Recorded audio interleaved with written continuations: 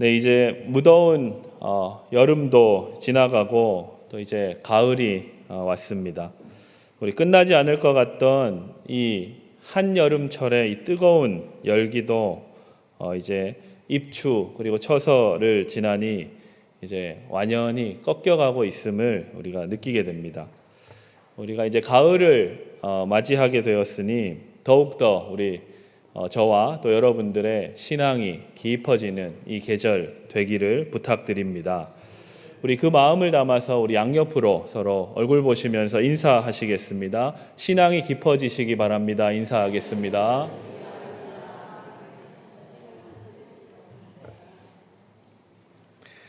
네, 얼굴을 마주하니까 더 미소가 지어지시고 얼굴이 환해지시는 것 같아서 참 좋습니다. 네, 오늘 우리가 함께 읽은 이 시편 23편의 말씀은 우리가 시편을 전체로 볼 때는 150편의 시편이 있는데 그 가운데에서 가장 유명한 시편 가운데 하나입니다.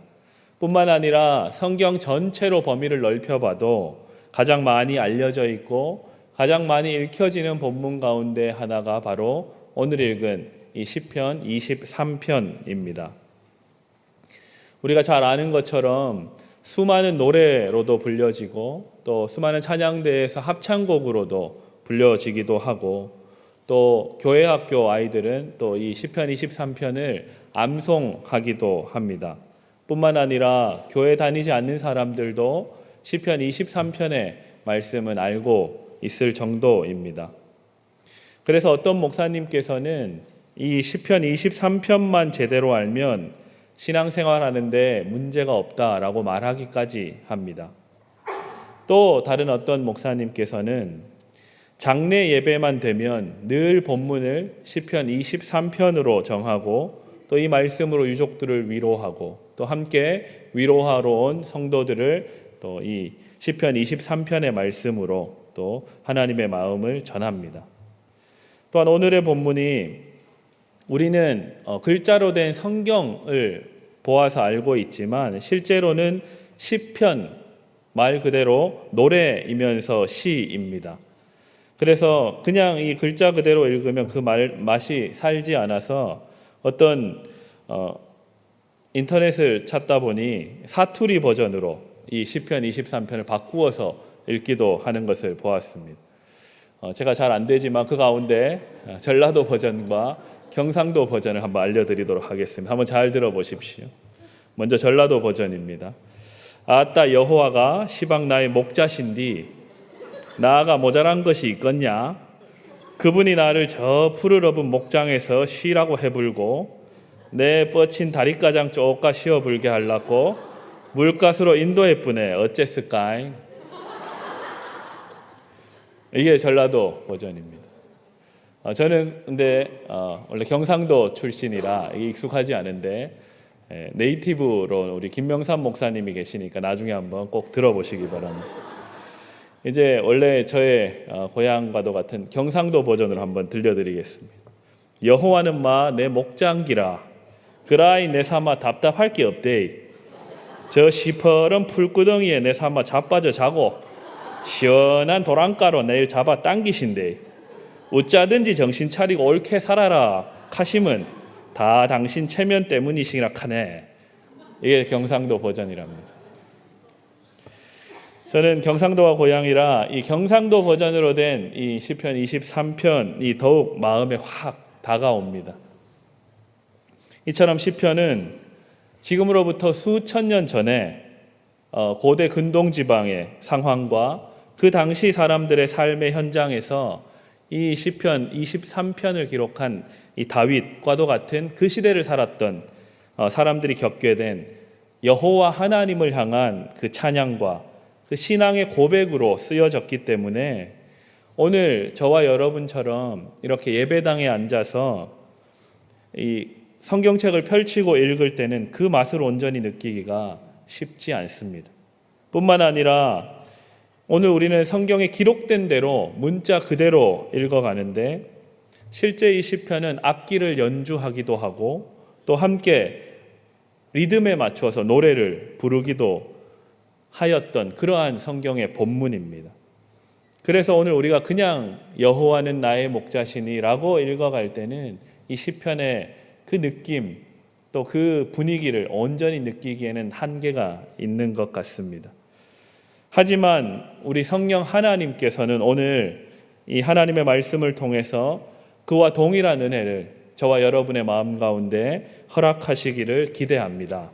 아멘. 이 시편의 말씀 가운데 특히 오늘 우리가 읽었던 23편의 말씀은 과거와 현재와 미래를 다 담고 있는 아주 우리 인간의 모든 삶을 이야기하고 있는 시편입니다. 1절부터 4절까지의 말씀을 보면 다윗은 지난날 살았던 자신의 삶을 떠올리면서 하나님께 감사와 찬양을 올려드리고 있습니다. 여호와 하나님께서 자신을 푸른 풀밭과도 같은 초장으로 인도하셨던 것, 그리고 쉴 만한 물가로 자기를 인도하셨던 그 과거의 경험을 떠올리면서 하나님 앞에 나아가고 있는 것입니다. 그런데 이와 더불어 그 좋았던 기억만을 떠올리는 것이 아니라 이와 더불어서 지난날 자신이 겪었던 수많은 어려움과 말 못할 아픔과 상처와 그 고난의 그 위기 가운데에서 하나님께서 결국에는 자신을 구원해내시고 인도하셨음을 또한 돌아보면서 함께 하나님 앞에 감사하고 있는 것입니다. 여러분들에게도 그러한 지난날을 돌아보면 기쁜 일도 있었지만 슬프고 어려웠던 시절도 아마 떠오르실 것입니다. 하지만 그 모든 것을 돌아보았을 때 하나님 앞에 감사와 고백, 그 기쁨의 고백을 올려드리는 성도들 다 되시기를 부탁드립니다. 아멘.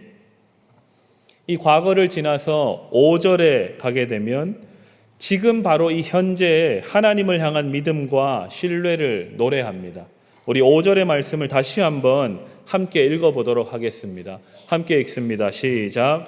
주께서 내 원수의 목전에서 내게 상을 차려주시고 기름을 내 머리에 부으셨으니 내 잔이 넘치나이다. 아멘. 원수가 내 바로 앞에 있고 곤란한 상황과 어려운 삶을 내가 지금 살고 있지만 하나님께서는 나를 오히려 귀하고 아주 소중한 손님처럼 여기셔서 잔치상을 베풀어 주시고 머리에 기름도 부어 주신다라고 다윗은 노래합니다. 우리가 지난 8월 지난달이죠. 함께 읽은 요한 계시록의 말씀, 이 요한 계시록적 상황과 일맥상통합니다. 로마와 같은 믿는 자들을 박해하는 나라, 그리고 신실하게 하나님을 따르려고 하는 성도들을 힘겹게 하는 세상의 모든 악한 권세들, 그 가운데에서도 신실하게 하나님을 믿고 하나님을 사랑하고 하나님을 찬양하는 그 하나님의 사람들은 최후 승리를 얻게 될 것이라는 이 계시록적인 이 약속이 오늘 본문인 시편 23편 5절에도 동일하게 드러나고 있는 겁니다. 지금 원수가 내 목전에서 나를 힘겹게 하지만 오히려 우리 하나님께서는 나를 긍휼히 여기셔서 내게 머리에 기름도 부으시고 내 잔을 넘치게 해주신다라고 이 다윗이 고백하고 있는 겁니다. 이 노래가 오늘 지금을 살아가는 우리 성도 여러분들의 노래 되시기를 부탁드립니다. 아멘. 그래서 어떤 신학자들은 이 23편의 시편이 언제 쓰여졌는지 확실하지는 않지만 아마도 이 5절의 말씀을 보니까 아마 다윗 왕이 아들 압살롬으로부터 쫓겨나서 도망할 때 쓴 시편일지도 모른다라고 이야기합니다. 모든 것을 이루었고 어려움과 고난이 있었지만 하나님의 은혜로 왕이 되었는데 다시 위기가 찾아온 것입니다. 우리의 삶을 돌아보면 우리도 이러한 때가 있지 않습니까? 인생에 어떠한 개인이 꿈꾸었던 성취를 이루었고 이로 인해서 삶의 안정이 이어지다가 또다시 위기와 어려움이 찾아옵니다. 그런데 다윗은 이러한 상황 가운데 절망하거나 낙심하지 않고 다시 구원을 베푸시고 자신의 연약함과 부족함을 채워주실 하나님을 신뢰하며 그 옛날 자신이 골리앗 앞에 섰을 때처럼 또 여호와 하나님을 목자로 의지하며 그 어려움을 또한 겪어내고 있습니다. 그리고 나서 이제 미래에 대한 소망이 담긴 시편 23편 6절의 말씀이 이어집니다. 우리 6절 말씀도 함께 읽어보도록 하겠습니다. 함께 읽습니다. 내 평생의 선하심과 인자하심이 반드시 나를 따르리니 내가 여호와의 집에 영원히 살리로다. 아멘. 아멘이십니까? 오늘 우리가 읽는 성경은 이렇게 기록하는데 다른 번역, 공동 번역은 이 6절을 이렇게 고백합니다. 한평생 은총과 복에 겨워 사는 이 몸 영원히 주님의 집에 거하리이다. 이렇게 좀 더 실감나게 번역하고 있습니다. 그런데 다윗의 삶을 우리가 잘 생각해 보면 다윗의 삶을 우리가 동일하게 산다라고 가정했을 때 다윗의 이 6절의 고백이 우리의 고백이 되기에는 쉽지 않습니다. 쉬운 고백이 아닙니다. 왜냐하면 이 다윗이 살았던 삶이 은총과 복만이 있지 않았습니다. 좌절과 실패로 여겨지는 순간이 있었고 부족하고 연약함 때문에 어렵고 두려운 상황들이 다윗의 인생 가운데 참 많이 있었습니다. 그런데 다윗은 이 모든 것이 하나님께서 나에게 주시는, 하나님께서 나를 위해서 허락하시는 은총과 복이라고 여겼던 겁니다. 과거와 현재를 지나서 앞으로 다가올 모든 미래의 상황 가운데 하나님이 나에게 복을 주실 것이다. 그래서 내가 여호와의 집에 영원히 살겠다라고 다짐하는 것입니다. 어떻게 다윗은 그럴 수 있었을까요? 아이가 세상에 처음 태어나면 엄마를 가장 먼저 만나게 되겠죠. 요즘에는 다른 이야기를 하시는 분도 있겠습니다. 의사 선생님이나 간호사를 먼저 만난다 할 수도 있겠지만 보편적으로는 갓 태어난 아이는 주 양육자로 엄마를 만나서 세상을 경험해 가기 시작합니다. 그래서 좀 어려운 이야기일 수 있지만 대상관계 이론이라는 학문에서는 한 사람이 태어나서 약 3개월 정도 되기까지는 엄마, 주 양육자인 어떠한 대상을 통해서 신을 경험하게 된다라고 이야기합니다. 우리로 하자면 아이는 처음 태어나서 어머니를 통해서 하나님을 만나게 된다라고 하는 것이죠. 왜냐하면 갓난아기가 말을 할 수도 없으니 그 모든 자기의 욕구에 울음으로 반응을 합니다. 그 모든 울음에 담긴 요구들을 엄마가 듣자마자 즉시 해결해 주기 때문에 이 갓난아기는 엄마를 전능한 하나님으로 경험한다라는 것입니다. 오늘 시편의 기자인 다윗이 고백하고 있는 여호와는 나의 목자시니 내게 부족함이 없으리로다 라고 고백한 이 상황이 바로 그 갓난아기가 울음으로 자기의 모든 필요를 요청할 때 채워주시는 하나님을 경험하는 것과 같은 상황입니다. 갓난아기와 같은 우리가 온전히 하나님만을 의지할 때 하나님의 채워주심을 우리는 경험하게 되니까 부족함이 우리에겐 없다라고 오늘 말씀은 우리에게 이야기하고 있는 것입니다. 그래서 좀 더 이야기하자면 이 인간 발달 이론에서는 이때의 경험, 아주 갓난 아기 때 지금 우리는 기억하지 못하고 있는 그때의 기억과 경험이 참 중요하다고 합니다. 왜냐하면 아직 한 인간으로 존재하기에 너무나 미미한 존재인 자기 스스로를 자각하지도 못하고 세상을 이해하거나 세상을 내가 경험한다라고 말할 수 없는 그때의 경험이 존재에 깊이 새겨지기 때문이라고 합니다. 그래서 많은 학자들이 사람이 자라면서 살면서 겪게 되는 알지 못하는 근원적인 불안과 염려는 다 이때의 경험에서부터 비롯되었다라고 합니다. 그런데 문제가 생기죠. 시간이 지나면서 아기는 점점 자라게 됩니다. 점점 자신의 존재를 인지하게 됩니다. 알아차리게 되는 거죠.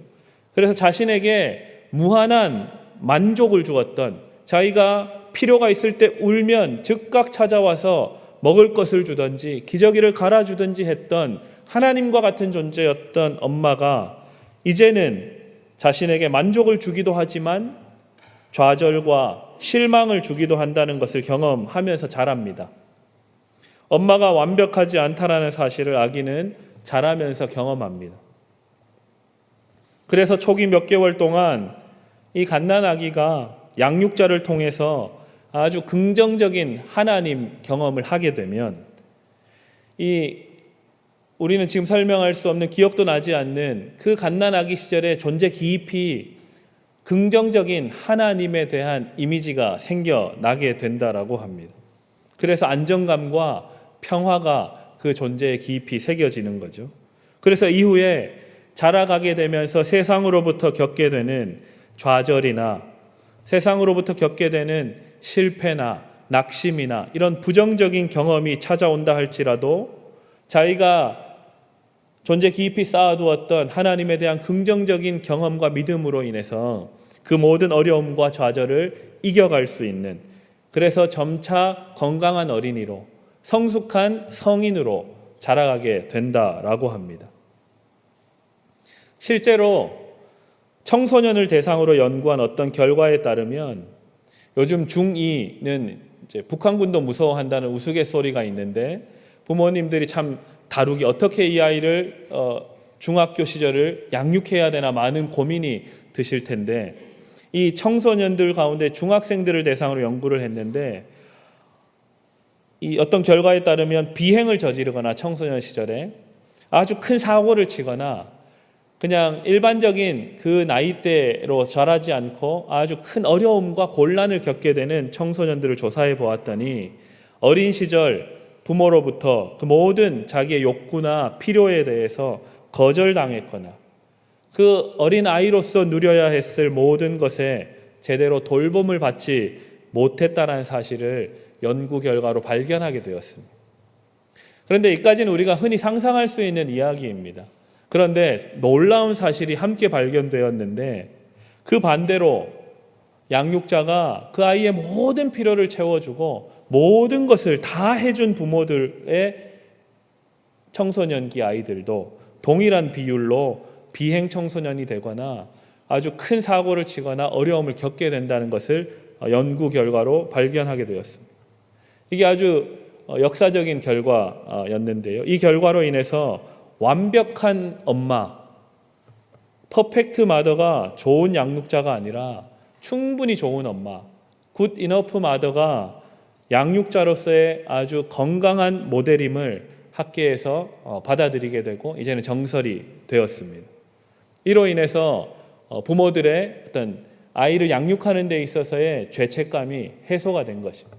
내가 어린 시절에 이 아이의 모든 필요를 채워주지 못해서 이 아이가 비행 청소년이 되거나 큰 사고를 쳤을까 하는 그 죄책감이 부모들, 특히 어머니들에게 있었는데 그렇지 않다라는 것이 학계에서 발표되면서 어머니들이 그 죄책감에서 해방되고 또 그 이후에 아이들을 더 잘 양육해 갈 수 있는 기회가 되었습니다. 그래서 이 연구가 끝나고 계속해서 연구를 해 나가게 되었습니다. 그래서 완벽하지 않지만 충분히 좋은 양육자로부터 돌봄과 만족을 경험하고 또한 이와 더불어서 좌절을 경험하기도 하고 실패를 반복해서 경험하게 된 청소년들이 건강한 마음과 생각을 가지고 성장해 간다는 사실을 알게 되었습니다. 왜 이렇게 이 이야기를 길게 하냐면 이와 마찬가지로 하나님께서 우리 인간들에게 허락하시는 고난과 시험이 그 목적이 우리를 심판하거나 우리를 끝내시려고 하는 그 목적과 의도가 있으신 것이 아니라 오히려 우리를 건강한 존재로 이 땅을 살게 하려 하시는, 우리를 온전하게 하시고 그 가운데 하나님을 더욱 신뢰하면서 믿음의 성숙을 이루어 가시는 하나님의 그 섭리, 그 뜻이 거기에 담겨 있음을 알게 되는 것입니다.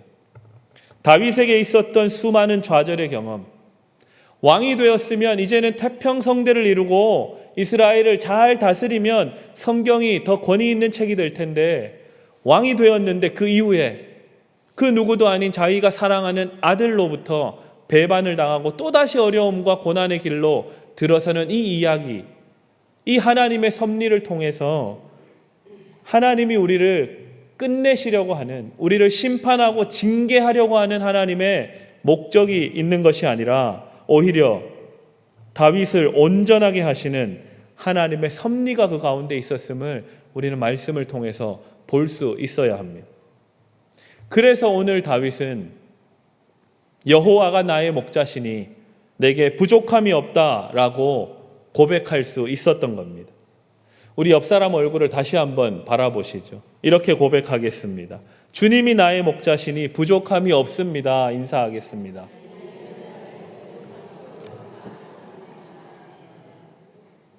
믿으십니까? 아멘.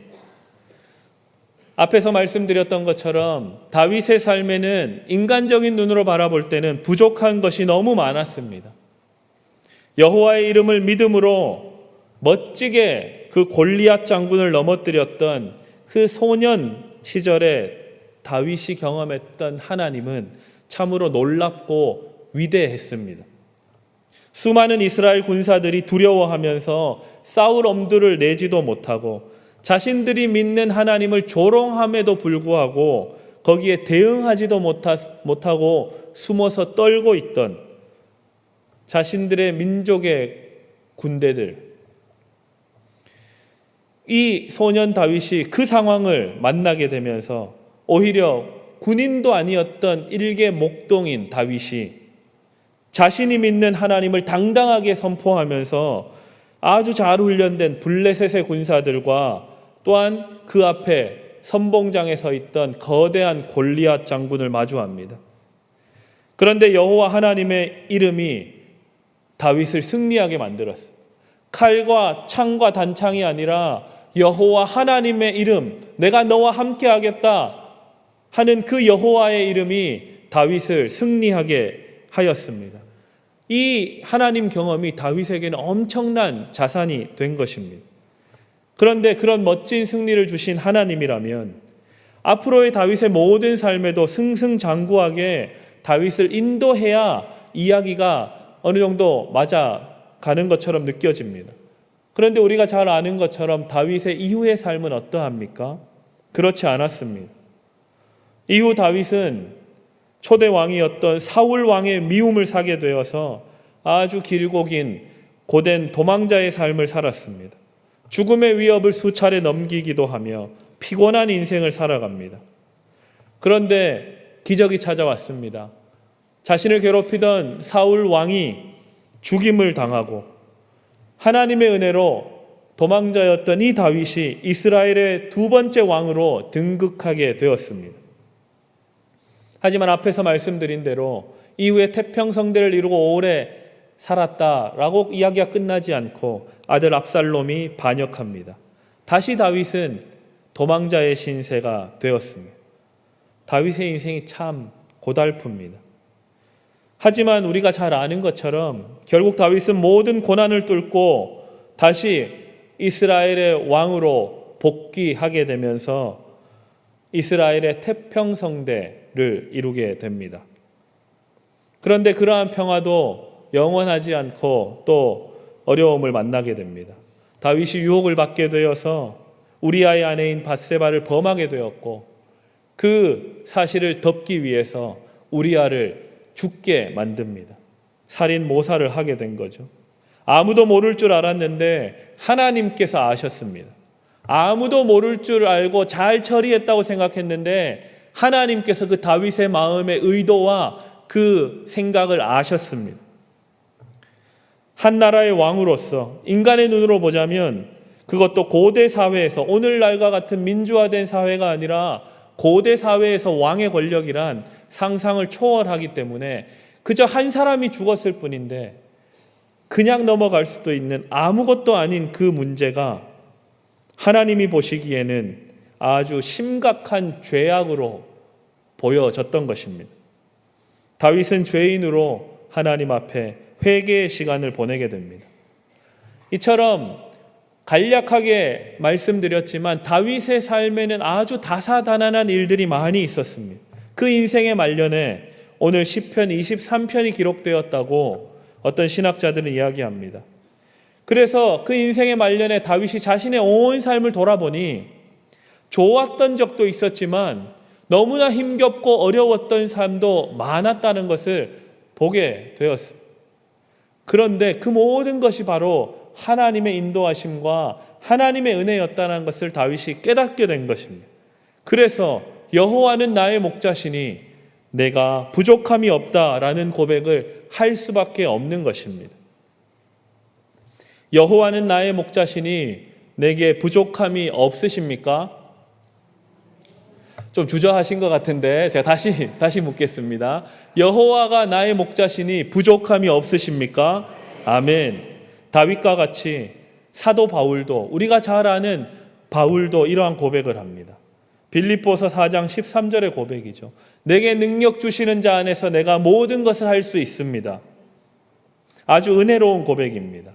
하지만 우리가 잘 아는 것처럼 이 고백은 내가 원하는 대로 내 욕심과 욕망을 이루는데 하나님이 동원된다라는 것이 아니라 나에게 기쁜 일이 있든지 슬픈 일이 있든지 나에게 풍요와 성공이 있든지 비천과 실패가 있든지 내가 하나님 편에 선다면, 하나님과 내가 함께 한다면 내게 부족함이 없고 내가 능히 모든 것을 할 수 있다라는 아주 놀라운 믿음의 고백입니다. 여러분 어떠하십니까? 기쁠 때나 슬플 때나 또 하나님이 은혜 주셔서 안정과 평안 가운데 있든지 또 내 삶의 위기와 고난과 염려 가운데 있든지 하나님이 여러분의 목자 되십니까? 오직 하나님만이 나를 온전하게 하시고 부족함이 없게 하시는 분인 줄 믿으시기 바랍니다. 아멘. 성경은 가진 것이 많아서 부족함이 없다라고 하지 않습니다. 우리가 살아가는 세상에는 가진 것이 많아야 부족함이 없다라고 이야기하지만 성경은 그렇게 이야기하지 않습니다. 얼마를 소유했든지 얼마나 대단한 것을 이루었든지 하나님이 우리의 목자가 되시지 않으면 그 모든 것이 빈 수레와 바람에 날리는 겨와 같다라고 고백합니다. 영원할 것 같았던 찬란했던 로마 제국도 바벨론의 그 강력한 힘도 결국에는 끝이 있고 멸망과 패망의 길을 걷게 됐습니다.